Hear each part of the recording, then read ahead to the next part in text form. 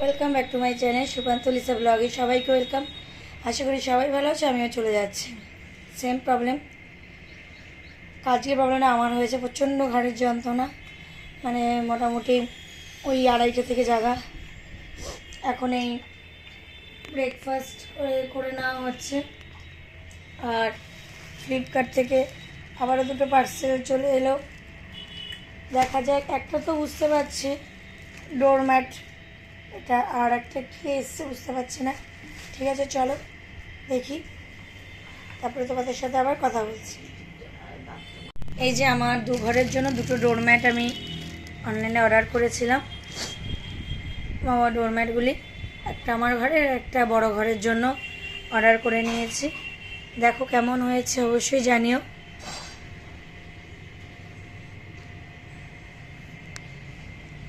বন্ধুরা এই দেখো, ফ্রাইড রাইস করবো বলে এদিকে তো ভাত কমপ্লিট হয়ে গেছে।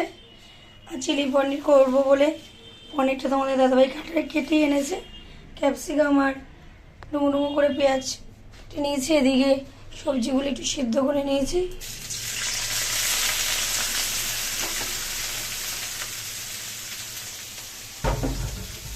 এগুলিকে ভাজবো।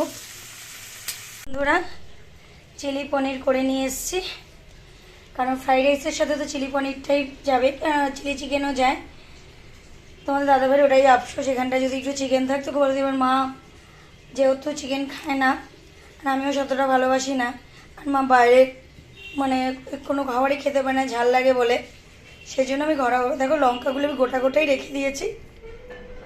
এবার খেতে কেমন হয়েছে অবশ্যই সেটা তোমরা যখন সার্ভ করবো তখনই জানতে পারবে।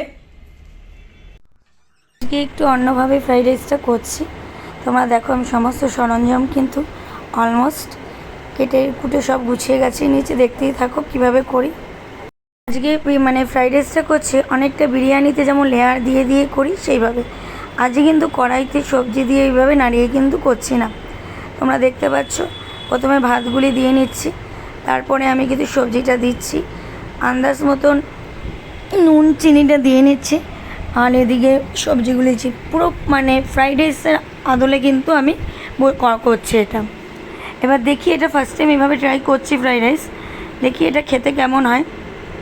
যদি খেতে ভালো হয়ে থাকে অবশ্যই কিন্তু তোমরা এইভাবে একবার ট্রাই করে দেখতে পারো। হ্যাঁ, একটু সময় সাপেক্ষ লাগে, বাট আমি বলবো তবুও একবার কিন্তু ট্রাই করে দেখতে পারো। আমি এটা বলবো।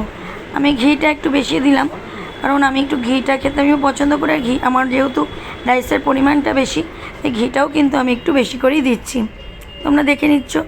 আবার আমি এর মধ্যে কিন্তু রাইস ঢেলে ঢেলে দিচ্ছি। এইভাবে করে করে কিন্তু একটা লেয়ার আমি তৈরি করে নিচ্ছি। পার্ট বাই পার্ট যেভাবে লেয়ারগুলি তৈরি হয় সেভাবে কিন্তু আমি লেয়ারটা তৈরি করছি। যেভাবে আমরা বিরিয়ানি করি সেম প্রসেসে কিন্তু আমি ফ্রাইড রাইসটাও আজকে করলাম। আর দেখতেই পাচ্ছ আরও সবজি রয়েছে, আরও ভাত টাত রয়েছে, সেগুলিকেও দিয়ে নিচ্ছি। আর আমি কিন্তু গোটা গরম মশলাটা এমনি ভাতের সাথে দিয়ে দিলাম, তারপরে হালকা করে ওপর দিয়ে কিন্তু আমি একটু গুঁড়ো গরম মশলা দিয়ে দিলাম যাতে স্মেলটা ভালো আসে। আর এর মধ্যে আমি এক্সট্রা করে দেখো সবজিগুলো আবারও অ্যাড করে নিচ্ছি। এবার সবজিগুলি অ্যাড করার পরে আবার ভাত দিয়ে নিচ্ছি।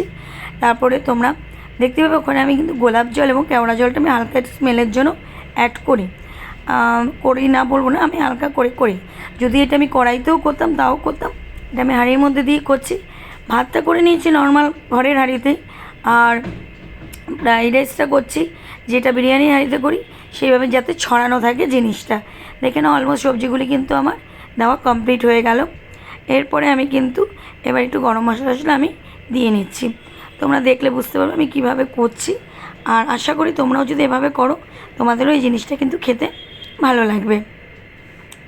দেখো, এবার আমি আরেকটু রাইস দিয়ে নিলাম। তারপরে তোমাদের দাদাভাই বললো যে আর রাইস দেওয়ার প্রয়োজন নেই, কারণ অনেকটা বেশি হয়ে যাচ্ছে, কারণ একবেলার মতন খাবো, আর খুব বড় জল হলে রাতে খাবো, এর বেশি তো খাবো না, কারণ বাসি রেখে এইসব খাওয়াটা ঠিক নয়। সেই কারণে এই দেখো গরম মশলা কিন্তু আমি দিয়ে দিচ্ছি। তোমরা দেখলে অল্প অল্প করে গরম মশলা দিয়ে নিলাম। আর এবার কিন্তু আমি অ্যাড করব কিন্তু ওই যে বললাম গোলাপ জল আর কেওড়া জল, এটাই কিন্তু আমি অ্যাড করছি। দেখো, আমি চলে গেলাম ফ্রিজ থেকে ওই দুটো জিনিস আনতে, আমি চলে গেছি। আর উপরে লেয়ারটা কিন্তু দেখতে কিন্তু দারুণ হয়েছে। এরপরে কিন্তু আমি দিয়ে নিচ্ছি এই যে দেখো গোলাপ জল আর কেওড়া জলটা আমি ওপর থেকে শুধু ছিটিয়ে দিচ্ছি। তোমরা দেখছো, তোমরাও এইভাবে কিন্তু একবার ট্রাই করে দেখতে পারো। আশা করি তোমাদেরও এটা ভালোই লাগবে। এবার আমি দিয়ে দিলাম কেওড়া জল, যেটা কেওড়া জল দিয়ে নিচ্ছি। এটা দেওয়ার একটাই কারণ, মানে স্মেলটা একটু ভালো আসার জন্য। এবার কেউ চাইলে দিতে পারে, কেউ যার দরকার নেই সে দেবে না। আমার মনে হলো যে এটাই বেটার। আবার ওদিকে আমি চলে গেলাম যে জলটা গরমে দেওয়ার জন্য। দেখো আজকে কিন্তু একটু অন্যভাবে ফ্রাইড রাইসটা করলাম, বিরিয়ানির লেয়ার দিয়ে দিয়ে। এখন আমি অলমোস্ট এটাকে দমে বসিয়ে রেখেছি, দেখি খেতে এবার নতুন স্টাইল এটা করেছি কেমন হয়। যদি ভালো হয় অবশ্যই তোমরাও কিন্তু একবার ট্রাই করে দেখতে পারো। পুরো রেসিপিটা এখানে দেওয়া আছে। সকালে উঠে গেছি, পুরো বিছানাপত্র সব গোছানো গাছানো আছে, ঘর দেওয়ার টিপটাপ। আমার সুন্দর বাগানের অবস্থা, সবুজে সবুজ হয়ে রয়েছে। আর এই যে দেখো গাছগুলি খুব সুন্দর লাগছে। ঠিক আছে চলো আবার পরে আসছি। ও হ্যাঁ, রান্নাঘরটাকেও নিট অ্যান্ড ক্লিন করে নিয়েছি, একদম পরিষ্কার করে নিয়েছি, শুধু লঙ্কার বাটিটা সরাবো। ঠিক আছে চলো পরে আসবো আবার। এবারে লক্ষ্মীগড় পাটায় অলমোস্ট ডান হয়ে গেছে। এখন একটু বসে নেব, রেস্ট নিয়ে নেবো। শাশুড়ি মা তোমাদের দাদাভাই চান করে এলে তারপরে লাঞ্চটা কমপ্লিট করে নেব। ঠিক আছে চলো আবার পরে আসছি। সব করে মোটামুটি একটু গাটা হেলালাম, এবার খেতে বসবো। অনেক সকালে উঠেছি, শরীরটা ভীষণ টায়ার্ড লাগছে, ভালো লাগছে,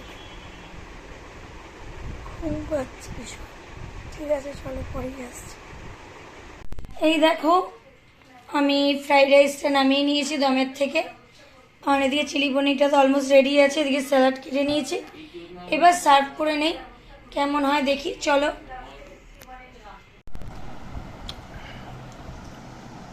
বন্ধুরা আজকে জানো যে তোমার দিদিভাই ফ্রাইড রাইস আর চিলি পনির বানিয়েছে। সত্যি বলতে